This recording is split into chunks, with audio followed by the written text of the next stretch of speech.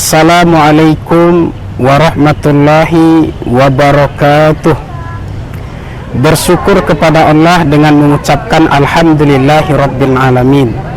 Bersolawat kepada Nabi dengan lafaz Allahumma sholli ala Sayyidina Muhammad wa ala ali Sayyidina Muhammad. Saudara-saudara kaum muslimin rahimakumullah, ada 3 perintah Allah yang berangkai dalam Al-Quran, yang menurut para ulama tidak diterima yang satu apabila yang lain tidak dikerjakan. Yang pertama, aqimus sholah wa atuz zakah.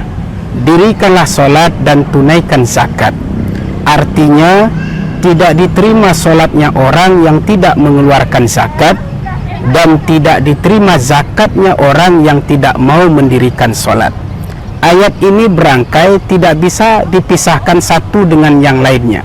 Dan ayat ini juga menyampaikan pesan moral kepada kita, bahwa kita harus memperbaiki hubungan kita dengan Allah, dan juga harus memperbaiki hubungan kita sesama manusia.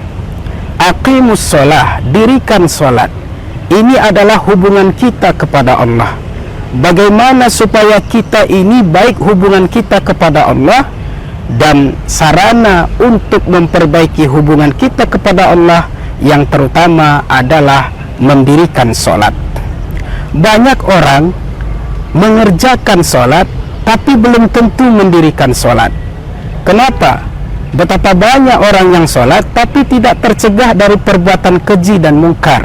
Masih bisa bohong dia, masih dia mengerjakan berbagai hal yang dilarang oleh Allah. Itu artinya dia hanya sekedar menggugurkan kewajiban yang disebut dengan melaksanakan sholat, belum mendirikan sholat.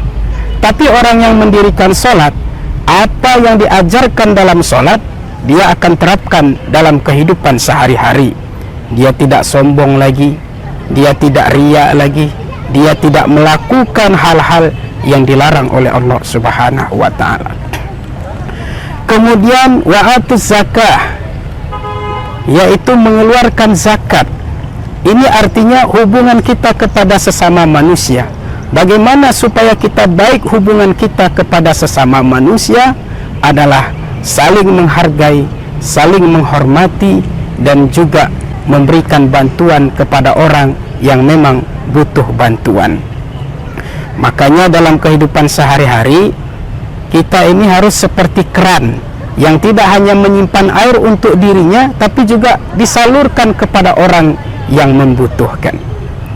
Kemudian yang kedua, atiullaha wa atiur rasul. Taatlah kepada Allah dan taat kepada Rasul.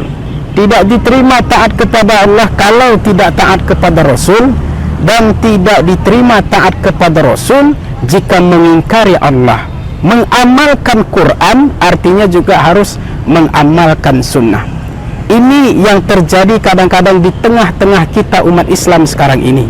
Untuk dijauhkan dari agama, ditanamkan keraguan kepada kita. Dijauhkan kita dari ulama, diragukan kita kepada sunnah, dan yang paling akhir nanti kita akan meragukan Al-Quran. Kalau sudah tertanam di hati kita ragu terhadap Al-Quran, tinggal menunggu kehancuran generasi yang akan datang. Oleh karena itu, marilah kita mengamalkan Al-Quran dan juga mengamalkan sunnah.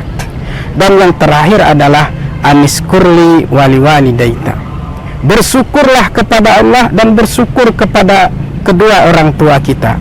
Bersyukur kepada Allah artinya menjalankan perintah Allah, menjauhi larangan Allah. Bersyukur kepada kedua orang tua tidak lain adalah berbakti kepada kedua orang tua kita. Orang tua kita adalah orang yang paling berperan dalam kehidupan kita. Bagaimana ayah kita pergi pagi pulang sore, banting tulang dibanting-banting untuk memenuhi nafkah, untuk memberikan kebutuhan kepada kita. Lain lagi ibu kita yang mengandung kita 9 bulan lebih kurang, yang kemana-mana selalu dibawa, tidak pernah ditaruh. Misalnya mau ke pajak pagi, taruh dulu sebentar, itu tidak pernah.